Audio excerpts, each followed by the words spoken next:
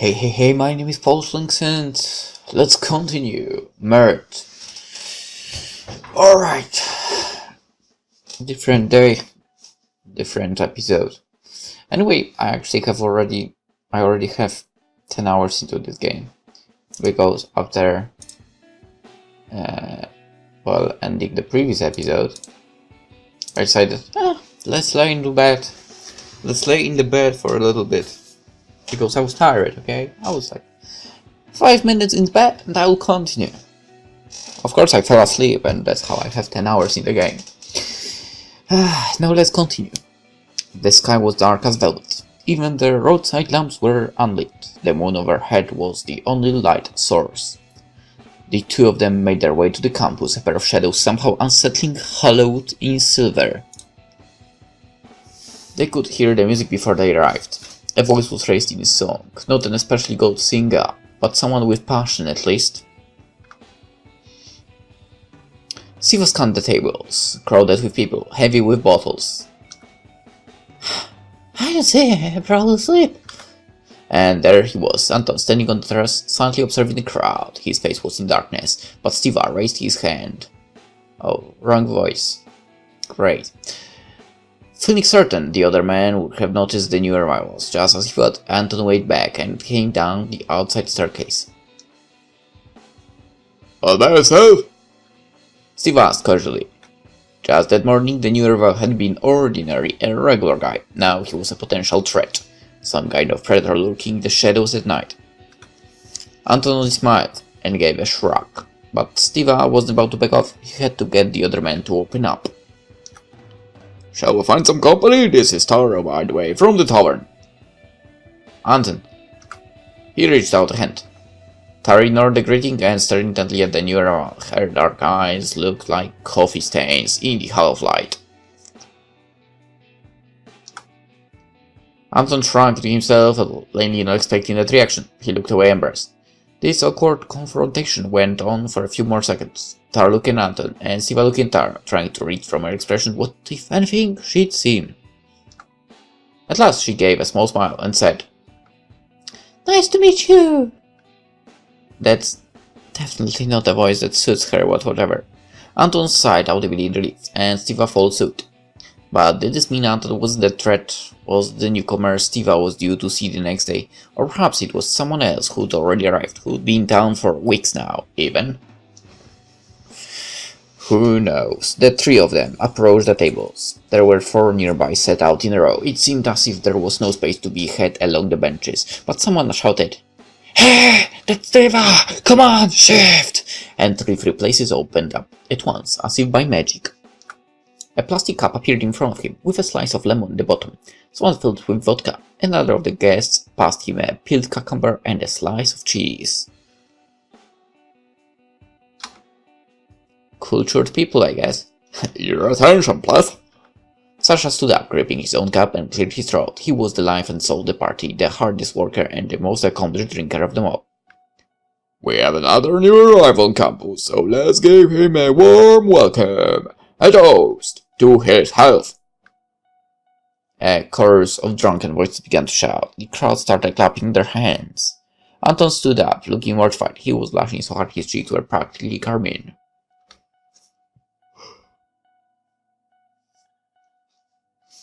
People clinked their glasses and drank, smiling bitterly.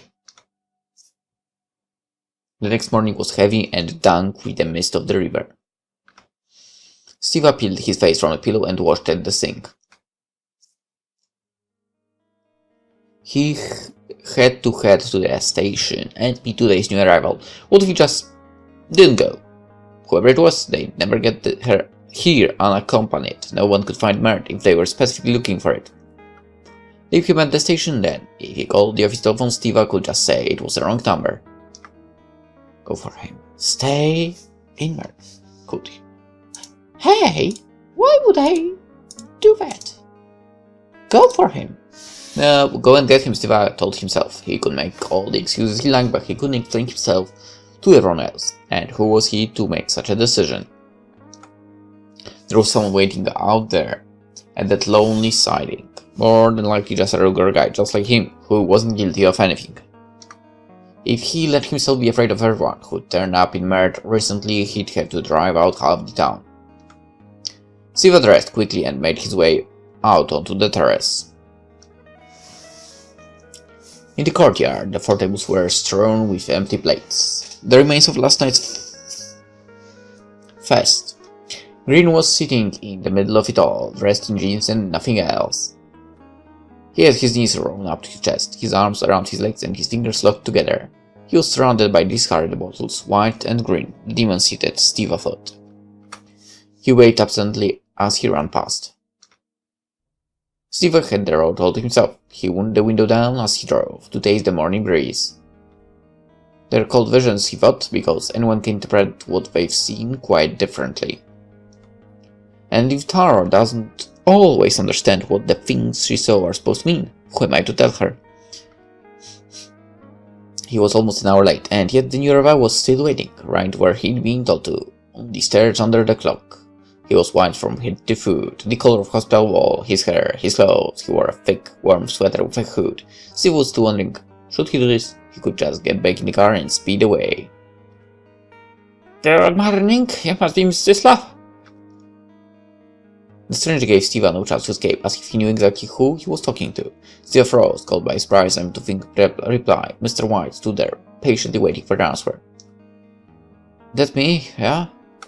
He roused himself at last and reached out a hand in greeting. Anton, 29? June? Probably. The morning promised the rest of the day would be cold, but after breakfast, the sun came out. Anton wanted to return to the campus and sleep, but somehow his feet led him in the opposite direction. He thought he could smell water nearby. Soon enough, the feeling grew stronger. The pine forest ended, and he found himself at the top of a steep bank. There was a path down the slope that led to a white river, shimmering coldly in the sunlight, painted in swathes of blue and gold. Anton picked his way to the water's edge and realized he wasn't alone. A ginger-haired stranger, he'd never met this man before, was lying along a fallen tree, wearing denim jeans, gazing up at the sky through brightly colored glasses. He was whistling House of the Rising Sun. A jay in the branches was accompanying him. The birdsong carried downstream on the breeze. The stranger realized he had an audience and abruptly sat up. Sorry, Anton blurted out. No worries, man. He stared at Anton over his glasses. You were interrupting anything? Anton. He offered an awkward handshake. Son. Another nickname. Anton was starting to get used to this. Maybe he'd get one. Starting life where no one would ever uncover his secret identity. But who would want to know who he actually was? Anton. Blunt, cordless, he never thought of that name as his. It could have belonged to anybody. Go stay. The place by the river was searching went tranquilly, yet was already taken. So, I don't think he will mind. Let's stay. He looked pretty odd if he just walked off without a word, not to mention rude, and decided he could stay for a while. You could have just asked. Sorry to interrupt. Seriously, it's fine. Sit down if you want. Anton seated himself on one end of the fallen tree. He heard a noise behind him and looked up. Small rocks tumbled down the slope in a cloud of dust. A girl slid down the incline, arms outstretched for a bounce like a surfer.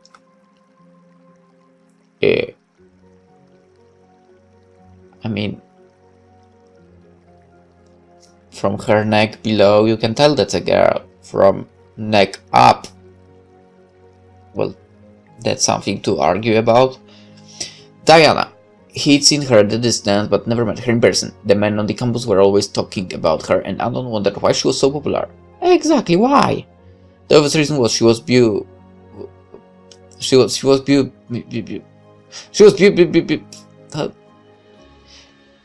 boosty, okay? She was tall and statuesque, with full lips and deep brown eyes. Blonde, to which was unusual.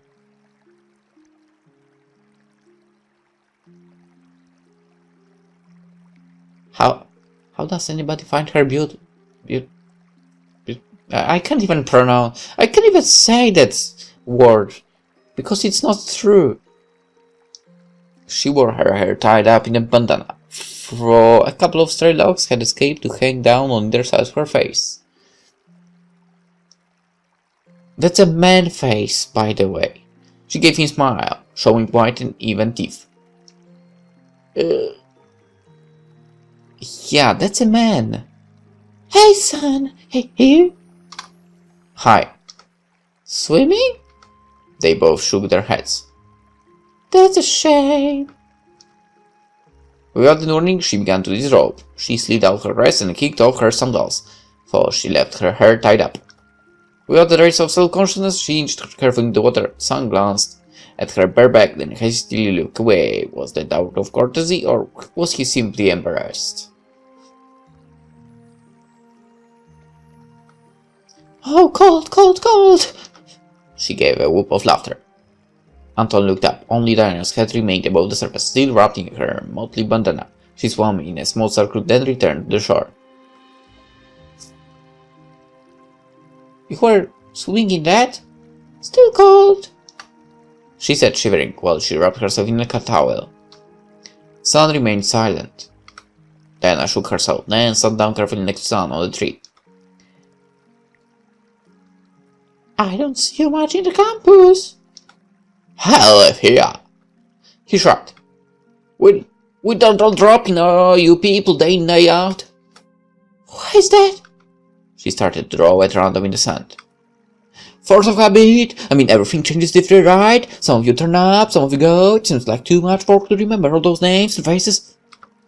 Not me. She lowered her head.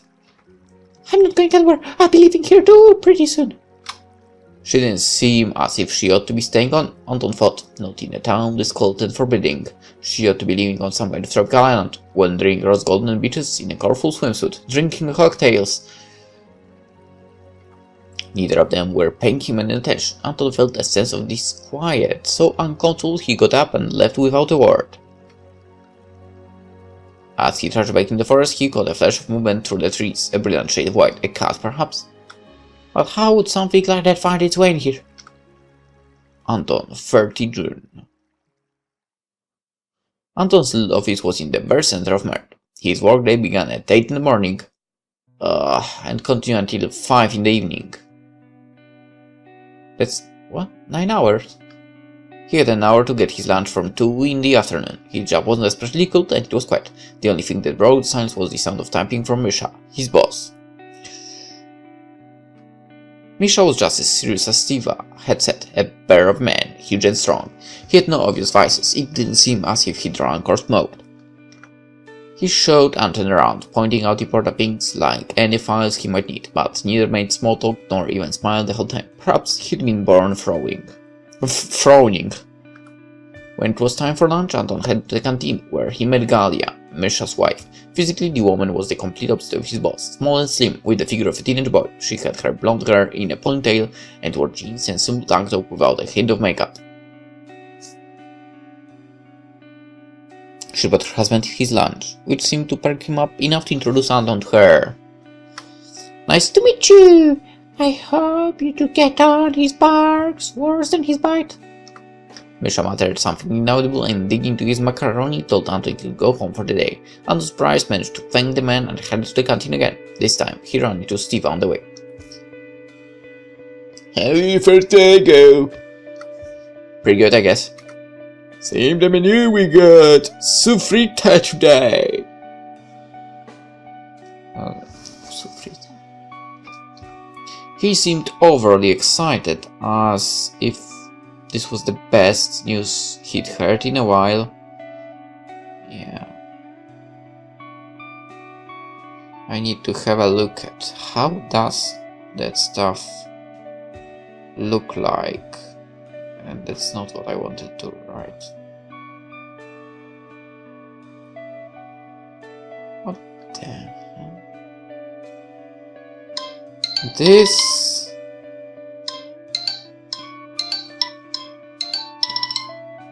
looks kinda... I mean, some of those look good, but... Oh, they don't know, okay. But some of those are freaking... not something that would encourage me to edit. So I would try, why not? Anyway, Anton shook his head. Suddenly he noticed the other man's expression change. He thought of the way an autumn sky would sometimes cloud over, out of nowhere, on a sunny day. Stiva had been standing something on the ground. He glanced up and smiled, awkwardly, as if in the hope Anton hadn't noticed. No such luck, Anton followed his gaze. Strange, he couldn't see anything. Their shadows were different. Stiva's shadow was markedly darker. Anton shifted position, taking a step to one side, but his shadow didn't change. It felt as if he'd somehow become very slightly transparent. Worse still, Stiva wasn't alarmed. His face showed regret, as if this wasn't a good sign, but he clearly recognized whatever this was. He gave another half-hearted smile, held up his hands, turned on his feet, and left. Anton stood there, the canteen all but forgotten, staring at his shadow. It swirled like frosted glass. What was going on? He stood beneath a nearby tree and checked again. His shadow was still much lighter than it ought to be. He frowned, gnawing on his lower lip. This was going to bother him until the evening, at least. Taking up after he'd eaten lunch still struck Anton as unnatural. He'd only slept a couple of hours that day, but he still couldn't bring himself to try again while it was still light. Surprising. While lying on his bed, he thought about all the strangeness he'd seen since he arrived. Not just the shadows. Stiva too, and Tar, Marquise, Grin. How many people lived in Mirt anyway? He only really had a grasp on the number of outsiders on the campus. 100 maybe, if you tallied up the ones who went to the canteen twice a day. Mirt didn't seem to have a police force, or much of government apart from the mayor. Anton had only seen him once when he went to the cabinet office to sign his contract, and Stiva, of course, who seemed to be responsible for most things that went on around the campus. Stiva, yeah, my eyes and ears, the mayor called him. No, Anton thought, Mayor is nothing so important. He could never be a Stiva or a Marquis, he's just some guy, he's not the face of this place. If Mirt had a face, surely it would be Stiva, tired, haggard, overly cautious. Or maybe Marquis, monstrous, but dignified at the same time. Or Taro, even, a woman of mystery, always dressed in black, and wearing those dark glasses that hid her eyes. Thinking about Taro led Anton to consider the woman he'd seen in Mirt. There was Taro, the witch woman herself, Anna. The one who always tailed Marquis, golden-haired and fragile. She put him in mind of an antique vase. Galia, Misha's wife, 3 more around the campus, Lilia, Diana, and Nancy. He'd seen a few locals on his way to work, but that was it. Strange. On that note, he fell asleep. Anton dreamed. It was a deeply strange dream. Vivid and detailed. Mirt was empty, and he was wandering the streets for no particular reason. Only he felt very strongly he mustn't stop. Someone was watching him. He couldn't see the watcher, but Anton could practically feel their eyes on him wherever he went. So he walked and kept on walking, until abruptly he woke up. He had no desire to spend any more time in bed after that. The floorboards creaked underfoot as he padded across the room. Anton glanced out of the window. The tables hadn't been set up as yet, white spots dotted across the grass.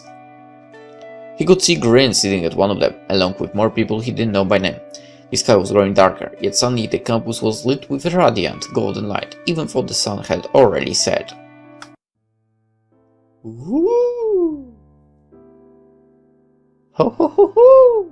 And then she appeared, a trembling flame, lying dappled sunlight through the leaves.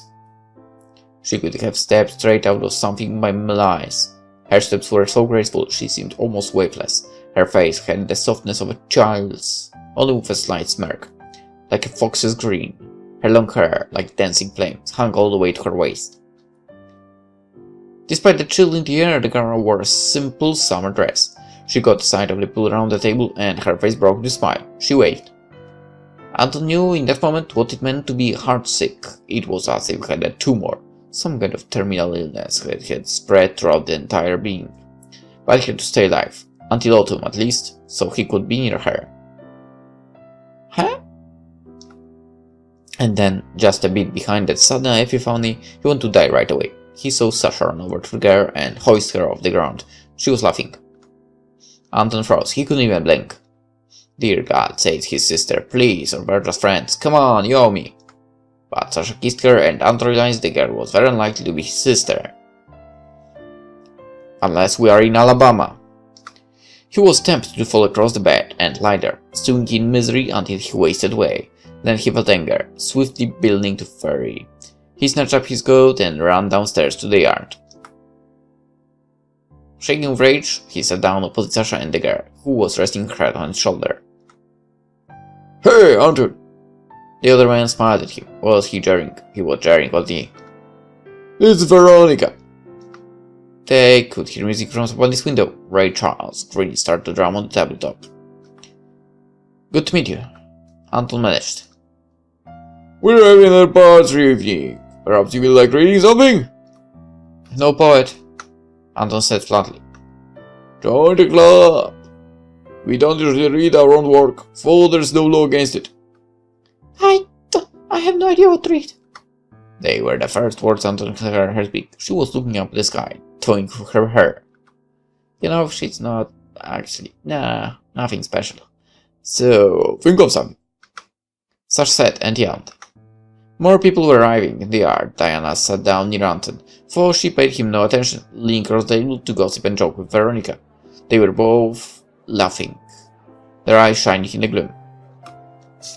For well, compared to the other one,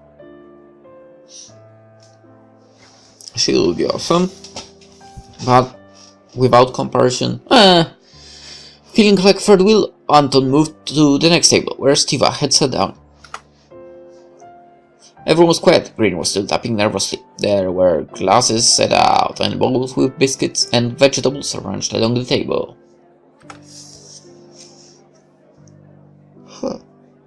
A morose-looking gentleman with broad shoulders was gnawing on a cookie and staring, dejected, at the bottle of vodka in the middle of the bowls. "And some wine," Green said in a far more unconscious tone than his usual speaking voice. Then, well, whatever. Anton looked all around the table, but there was nothing on it but vodka. "Don't see any wine," he remarked. "Because there isn't any." "Ren!" Stiva said, like a father chastising an unruly child. "Ow!" Green fell silent and glanced away with an expression that said, "Who, me?" It was dark by this point, and Anton felt a sudden urge to leave. Nobody was talking to him. He was a stranger here. He'd only be getting in the way if he stayed, or was he overthinking this? "Who the hell are you?" The locals made their entrance. Anna, all in bright colors, and Tara like her evil twin. Alex was more like a storm cloud, perpetually in a black mood, ready to hurl thunderbolts around the slightest provocation. The campus fell silent, as it usually did when Marquis and his entourage showed up. Strange, Marquis wasn't actually with them. The new arrivals sat down, and the noise of conversation resumed. Spirit, come on, who's there? Someone called out. Sasha rose to the occasion. "Comrades, firstly, I'm glad to see so many of you here. How about you raise a glass to the latest addition to our ranks?" For a moment, Anton thought they were singing him out again, but then someone else stood up at a nearby table. They were about the same sort of height, only the newcomer was eerily pale. His skin was fair, and his blonde hair was so light it was the same color as newly fallen snow. He gave a small smile and inclined his head as if he couldn't quite bring himself to bow. When he got here, Anton thought, how come Lynn spawned an albino in this little crowd? "It's pleasure to meet you," the albino said. "My name is Ilya, but..." That's a girl's name, but people usually call me White. That went down well. For some reason, the crowd burst into scattered applause. Anton lifted his glass along with the others and suddenly felt oddly relieved. He wasn't a baby anymore. After this, he'd been here longer than this guy.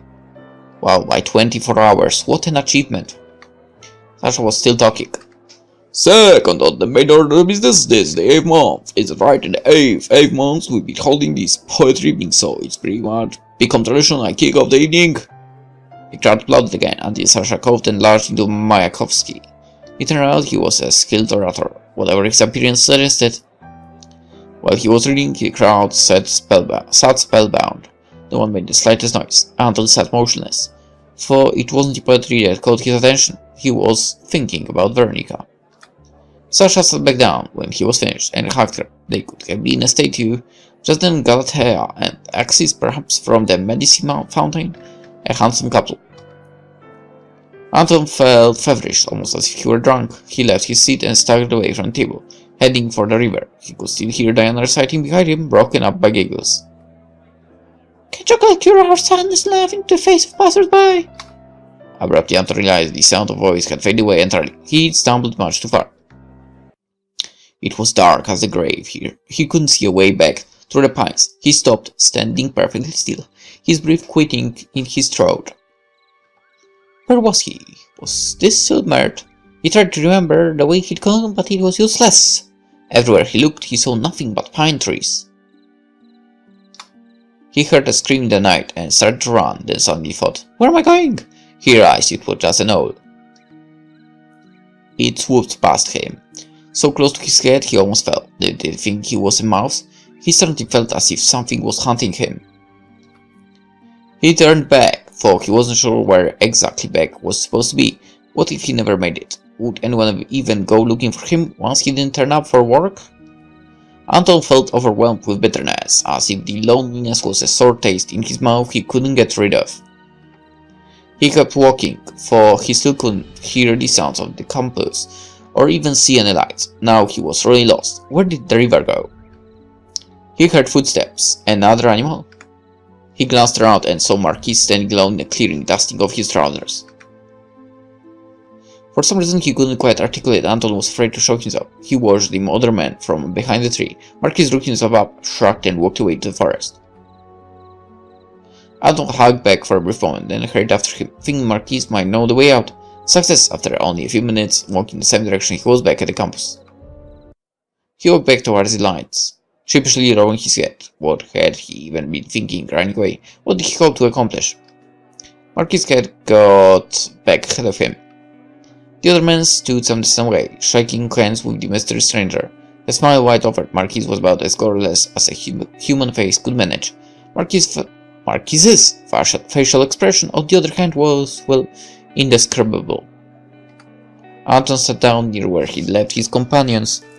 The poetry reading was still going on. Currently it was Tara's turn. "Snakes shed their skin, we change our souls rather than our bodies." When she had finished, it was Marquis's turn. Anton took a vacant seat closer without anyone noticing. "It's been 2 years today since Anna first arrived in Mirt," he began as he gazed over the crowd with those awful inhuman eyes. 2 years since my heart was promised to her and her alone. So they were a couple. This was news to Anton, for he'd seen them together all the time. Still, it was hardly that strange. Who else would she be paired with? This woman, like a piece of expensive jewelry. Who else if not the owner of the town? Anna gave a shy smile as the crowd applauded wildly, and then Marquis began to read. "If there's love at first sight, Anna will be mine. I've seen the writing on the wall, the jokes and those who weren't laughing. My reputation's not in tatters yet, but I know this town is none too fond of me." They told her, and with care, "Be on your guard, beware. I've heard the gossip die straight, and all I can think is where. And yet, for all she's been told and kept at the bottom of a bottle, Anna's still there." Something is different. Anton told himself. The bitterness that haunted him all day had weakened somewhat when he saw Marquis in the forest. Ever since morning he felt it like the onset of the flu, but now there was just relief, as if he'd taken his medication just in time. Even thinking about Veronica no longer weighed on him so heavily. Marquis finished his recital and sat down, clearly somewhere far away from Anna and the rest of the campus. Anton was intimately familiar with that feeling, anxiety. Marquis had gone scarlet, as if a red bark flag had settled on his face. Anton followed his gaze. He thought the Lord of the Manor was gazing into space at no Barker, but no. He was focused on one person in the crowd. And White stared back at Marquis, fully aware he'd drawn the man's attention. His face wore a slight, yet frighteningly predatory grin. Anton, 1st July. Only a single lighted campus still working warm. Despite its size, it bathed its surroundings in a golden glow. The mist was an ocean that reached the tops of the houses and even swamped the pine trees. The people he met were faceless, wraiths, in the darkness that dissolved as they passed by, for he could see their features if he approached them. Their breath steamed in the cold. It was dawn. Anton felt the sun urge to do his laundry. He hurried down the stairs, clutching his bag to his chest, as if someone might suddenly try and take it away. A familiar figure was sitting on the terrace. Lilia was huddled in an armchair, wrapped in the blanket for warmth and wearing 2 sweaters to boot. "Morning!"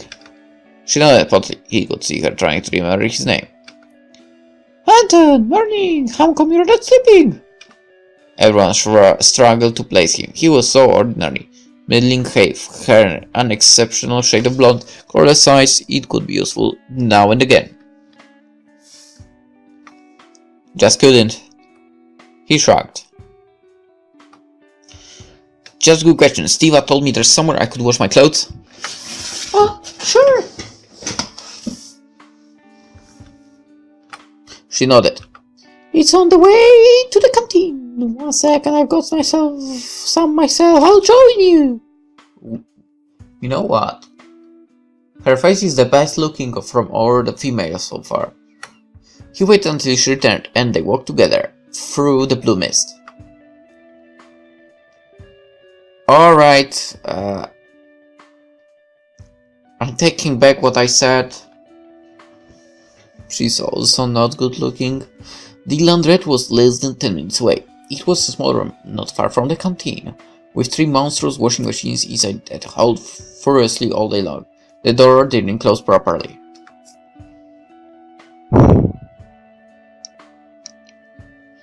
They shuffled inside and turned on a single light bulb.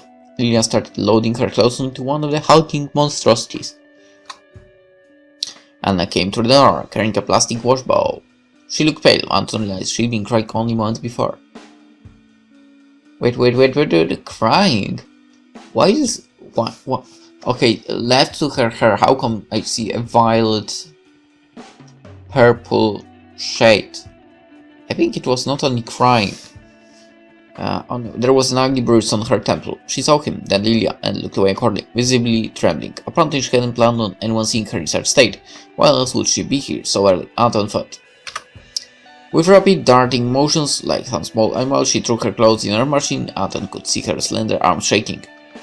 Once the machine was running, white shirts being around. Was that Marcus's laundry? Then Anna left without a word. What was that about? Anton asked once the door had closed behind her. Forget it, she sighed. And don't ask her, okay? Just don't. How come? We don't talk about this. That was Marcus, right? Leah said nothing. Anton continued to press her. And it's not the first time. Is this her girlfriend? Does everyone know? I'm not saying a word. She was plainly struggling not to lose her temper. I said forget, okay? It's their problem. Something gone out to work out by herself. Work that? How? What can she possibly do? He felt furious. How could everyone just look the other way? He couldn't accept it. There's still very much enough, and if not, what's it got to do with us? We should be meddling. Are you kidding me? But she shook her head, refusing to hear the question. Didn't your clothes need washing? He loaded his laundry in the machine, then followed Lily outside. Anton found her watching as a small procession of the locals wandered into the forest. Marquis and Alex led the group, followed by Veronica, Taro, Steva, and 2 others. He recognized Sun, bringing up the rear. Dead bandanas stood out through the trees. It's December Sunday. No one sees them until lunchtime, Leah said thoughtfully. Do you know where they're going? Blackthorn Hollow. There's a cemetery there. They go there every week. To visit someone's grave? Someone important? I don't know. Sounds weird. No argument there. But he narrowed his eyes. That is Veronica, right? And Steva, they're not local. Veronica is. She's been here since she was little. She's only living on the campus because of Sasha. She wanted him to move in with her, but Marcus said no, so she moved in with him instead. Anton felt his heart skip a bit, but he kept his face blank with an effort. And Steva, well, he's been here 3 years, you know. He could have his own house, but he's still on the campus. Anyway, it's just wasting time. Breakfast nearly ready. Anton followed her in silence, consumed by his thoughts. And he'd fallen for someone like that. How unlucky could you get? You haven't fallen for anyone, come on. Stop joking. Alright, before we go to the campus, actually, let's end the episode. I'm gonna take a nap. Or, you know, take a rest for 5 minutes, which will last for 10 hours, and I will have 20 hours in the game. Probably. Just, who knows. Anywho, hope you enjoyed this episode of Mirt, and hope to see you tomorrow in the next one. Bye bye.